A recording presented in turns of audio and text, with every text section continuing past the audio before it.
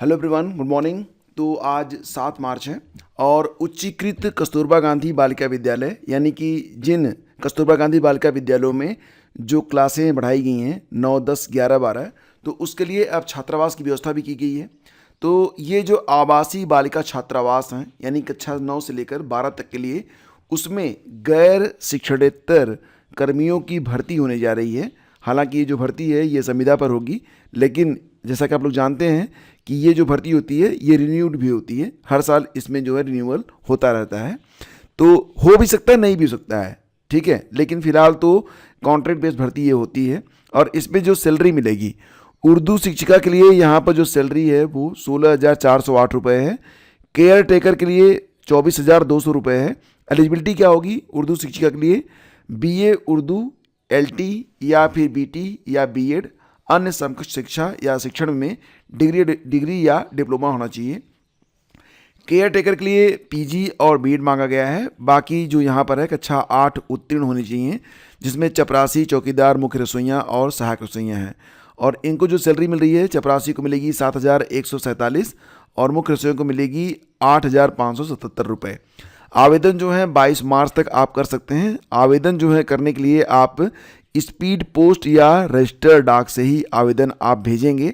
और ये जो नोटिफिकेशन है इसको आप लोग अच्छे से पढ़ लीजिएगा, इसके बाद ही आवेदन करिएगा। आवेदन पत्र के साथ अपने 2 स्वप्रमाणित फोटो, समस्त शैक्षिक अंक पत्र, प्रमाण पत्र, आधार कार्ड, वांछित प्रमाण पत्रों की स्वप्रमाणित छायाप्रतियाँ, अपना पता लिखा हुआ 2 लिफाफा स्पीड पोस्ट या रजिस्टर डाक से भेजना है।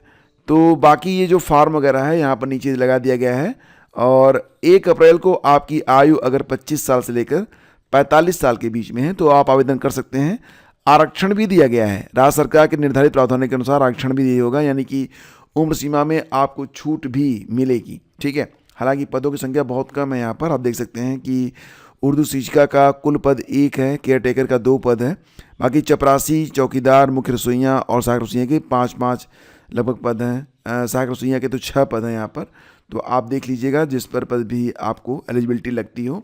फॉर्म नीचे है और इसे आप कहाँ से प्राप्त करेंगे? जो हमारा टेलीग्राम चैनल है वहाँ पर आइए, आपको ये पूरी नोटिफिकेशन देखने को मिल जाएगी, इसकी PDF वहाँ से पढ़ लीजिए और आराम से आवेदन कर लीजिए। देखो, एक बड़ा अजीब सा ही कहूँगा मैं, क्योंकि यहाँ पर जो अवशेष पैनल जारी हुआ था उसमें से कुछ लोगों को तो नियुक्ति मिल गई, लेकिन कुछ लोगों को अब नियुक्ति नहीं मिलेगी। इलाहाबाद हाईकोर्ट ने कहा है कि मात्र चयन हो जाने से किसी को भर्ती का अधिकार नहीं मिल जाता। और एक बात और भी इसमें कही गई कि लंबे समय तक भर्ती प्रक्रिया को खुला रखना और अब नियुक्ति का निर्देश देना न्याय का उपहास होगा। तो अब यहाँ पर यह भर्ती जो है क्लोज कर दी गई है। 2013 में TGT की भर्ती आई थी और जब विज्ञापन जारी हुआ था तो जितने पद थे, जब रिजल्ट जारी हुआ था तो पदों की संख्या कम हो गई थी। इस बात को कोर्ट में अभ्यर्थियों ने चैलेंज किया था। फिर क्या हुआ था कि 2019 में, ध्यान देना, 2013 की भर्ती थी, 2019 में 1167 चयनित उम्मीदवारों का अवशेष पैनल जारी किया गया था। अब देखो, जो 1167 चयनित उम्मीदवारों का पैनल जारी किया गया था उसमें से 860 को नियुक्ति मिल गई, बाकी 307 को नियुक्ति नहीं मिल सकी। ये जो 307 अभ्यर्थी थे ये कोर्ट में गए और अब कोर्ट ने यहाँ पर इस भर्ती को बंद करने की बात कही है और कहा है कि मात्र चयन हो जाने से नियुक्ति का अधिकार प्राप्त नहीं होता है। मतलब आप यहाँ पर देखिए कि ये जो पैनल है, अवशेष पैनल, जारी किसने किया था? जो ये चयन बोर्ड ने पैनल जारी किया है उसमें 860 को किस आधार पर नियुक्ति दी गई और 307 को किस आधार पर नियुक्ति नहीं दी गई, ये बात भी है। हालांकि यहाँ पर दलील ये आ रही है कि पदों की संख्या सत्यापित नहीं की गई थी। तो ये लिस्ट जारी करने की बात कौन कह रहा था कि आप इसको जारी कर दो? और फिर यहाँ पर नियुक्ति नहीं मिल पा रही है तो अब यहाँ पर उम्मीद भी नहीं है, क्योंकि कोर्ट ने कह दिया है कि अब इस भर्ती प्रक्रिया को शुरू किए सालों बीत चुके हैं। इतने लंबे समय तक भर्ती प्रक्रिया को खुला रखना, अब नियुक्ति का निर्देश देना न्याय का उपहास होगा। कोर्ट ने पूर्व में हाई कोर्ट के फैसलों का हवाला देते हुए याचिका को खारिज किया है। एक अच्छी खबर निकल के आ रही है कि संविदा कर्मियों के बाद अब शिक्षा मित्र और अनुदेशकों को भी वेतन जो है बढ़ाया जाएगा। वेतन क्या, इनका जो मानदेय है वो शिक्षा मित्रों का हो जाएगा 25,000 रुपये और अनुदेशकों का 22,000 रुपये हो सकता है। फिलहाल यहाँ पर जो प्रक्रिया है स्टार्ट कर दी गई है। उच्च स्तर पर इसके लिए सहमति बनने के बाद प्रस्ताव तैयार किया जा रहा है, जिसे मंजूरी के बाद कैबिनेट में भेजा जाएगा। तो इसके अनुसार शिक्षा मित्रों का जो मानदेय होगा 25 और अनुदेशकों का 22,000 किए जाने की बात की जा रही है। दोनों संवर्ग में शिक्षा कर्मियों को दूसरे राज्यों की भांति 3 वर्षों पर वेतन वृद्धि की सुविधा पर सरकार सहमत भी हो चुकी है और कैबिनेट की मुहर लगते ही शिक्षा मित्रों और अनुदेशकों के मानदेय में न सिर्फ दोगुनों से अधिक वृद्धि होगी बल्कि हर 3 वर्ष पर वेतन वृद्धि का लाभ भी मिलेगा। अगर देखा जाए अन्य राज्यों में तो चंडीगढ़ में जो वेतन है मतलब मानदेय है वो 34,000 रुपये है, राजस्थान में 51,600 रुपये है, झारखंड में 28,000 रुपये है और उत्तराखंड में टेट पास सहायक अध्यापक बनाए जाने पर जो बचे थे उन्हें 20,000 रुपये दिया जा रहा है। बिहार में भी 26,000 रुपये मिलता है। यूपी में अभी सबसे कम था लेकिन अब यूपी में भी जो स्थिति है वो काफ़ी अच्छी होने जा रही है। श्रावस्ती में फर्जी अभिलेखों से शिक्षक बनने वाले 5 गिरफ्तार। इस पर तो काफ़ी लंबी कवरेज है। अभी 69 शिक्षक भर्ती में भी एक लड़की पकड़ी गई थी जो दूसरे के सर्टिफिकेट पर नौकरी कर रही थी। इस पर तो एक अलग से वीडियो मैं बनाने की सोच रहा हूँ, तो वो मैं आपको बताऊँगा डिटेल में कि कैसे कैसे ये लोग क्या क्या करते हैं। थोड़ा सा अवेयर रहना चाहिए आप लोगों को भी। वीडियो ने दर्ज कराई थी FIR। जिले के अलग अलग स्कूलों में थी नियुक्ति। तो बेसिक शिक्षा विभाग में शिक्षकों की नियुक्ति में आए दिन भ्रष्टाचार सामने आ रहे हैं।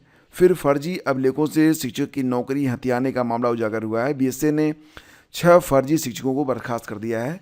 इनमें पुलिस ने 5 को गिरफ्तार कर जेल भी भेज दिया है।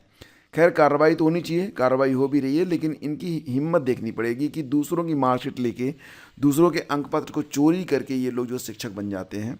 और फिलहाल अब जो होना था वो हो रहा है। आगे बढ़ते हैं और अब अगर बात करें तो देखो बेरोज़गारी तो इस कदर है कि अभी 40 साल से ऊपर के भी लोग जो है ना वो कहीं ना कहीं नौकरी की तलाश में लगे ही रहते हैं। हालांकि एक बड़ी अच्छी बात ये होती है कि यूपी में, और मैं कतई नहीं चाहूँगा कि इसमें बदलाव भी हो, यूपी में TGT PGT और असिस्टेंट प्रोफेसर में कोई भी अपर एज लिमिट नहीं होती है। मतलब जब कहीं पर भी किसी को अवसर नहीं मिलता है, जो अभ्यर्थी लगातार अपने 10 साल 12 साल 15 साल दे चुके होते हैं और अंततः जब वो अपनी उम्र सीमा जो है क्रॉस कर जाते हैं तो ऐसी स्थिति में उनके पास एक TGT PGT और एक असिस्टेंट प्रोफेसर, ये 2 ऐसी सम्मानजनक भर्तियां होती हैं कि अगर इसमें उनका चयन हो जाए तब भी वो अपना जीवन जो है, जो उनका लक्ष्य है, उसको एक सम्मानपूर्वक अचीव कर सकते हैं।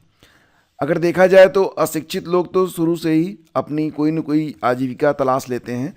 कोई सब्जी बेचने लगता है, कोई ठेला लगाने लगता है, कोई दुकान खोल लेता है। लेकिन जो शिक्षित होते हैं उनको एक आदत रोज़गार की जो है तलाश रहती है और इसमें क्या होता है ना कि उनकी उम्र निकल जाती है।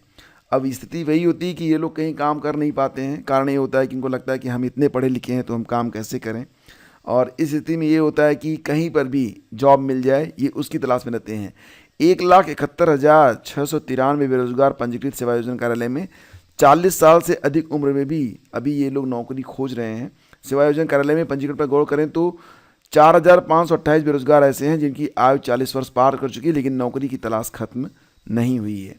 वर्षवार बेरोजगारी के आंकड़ों पर नज़र डालें तो 2021, 22, 23, 24 में ये जो आंकड़े हैं आप यहाँ पर देख सकते हैं कि लगभग मिला के 1,93,093, 1,63,946, 1,72,000, 1,71,000, तो आंकड़े जो हैं वो लगभग समान ही रहे हैं।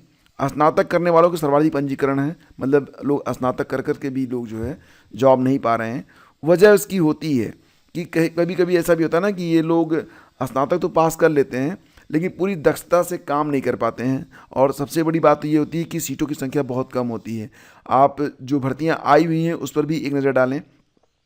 TGT और PGT में भले ही करने के लिए बहुत सारी सीटें खाली हों लेकिन फिलहाल जो 13 लाख अभ्यर्थी हैं वो TGT PGT के केवल लगभग 4,100 पदों पर लड़ाई करेंगे। तो सोचो कि मतलब बाकी लोग कहाँ जाएंगे, क्या सबको नौकरी मिल पाएगी?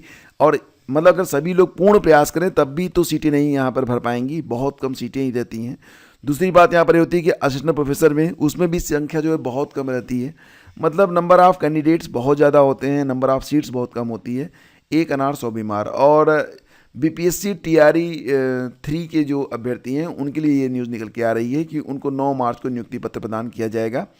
तो 9 मार्च 2025 को प्रातः 9 बजे गांधी मैदान पटना में उपस्थित होना सुनिश्चित करें। बिहार सरकार ने ये नोटिस सभी को भेज दी है। जैसे कि आप इसे देखिए, स्टैटिक मजिस्ट्रेट को देख नकल कराने वाले दूसरी मंजिल से कूदे। मतलब इसमें तो कई लोग भाग भी गए हैं मगर 4 व्यक्ति जो हैं जो घायल होकर गिरे हैं उनके 2 के पैर ही टूट गए हैं, दोनों पैर टूट गए हैं। अब इन पर मुकदमा दर्ज हुआ है, चारों को पुलिस ने गिरफ्तार किया है। और आपको पता ही है कि जो नया कानून आया है वो कितना खतरनाक है। इसमें 1 करोड़ रुपए तक का दंड और आजीवन कारावास भी हो सकता है। तो बोर्ड परीक्षा में नकल पर अंकुश के लिए स्टेटिक मजिस्ट्रेट और सचल दस्ते सक्रिय हैं, तो नकल कराने वाले भी कम नहीं हैं। मऊ आइमा की घटना है। मऊ आइमा में रेवाड़ी छाता स्थित परीक्षा केंद्र में ये घटना घटी है। उन्होंने जब देखा कि स्टेटिक मजिस्ट्रेट आ रहे हैं तो दूसरे मतलब कि जो दूसरा मंजिल होता है वहाँ से वो लोग जंप कर गए। कुछ लोग जो स्वस्थ रहे होंगे वो तो भाग गए, लेकिन कुछ लोग थोड़े कमज़ोर रहे होंगे, पैर कमज़ोर रहा होगा, पैर ही टूट गया। और अब जो है एक तो अपाहिज हो गए, ऊपर से अब मुकदमा झेलें। तो खैर ये कर्म ना ही करना पड़े तो बेहतर है, हर हालत में इसमें नुकसान ही होता है।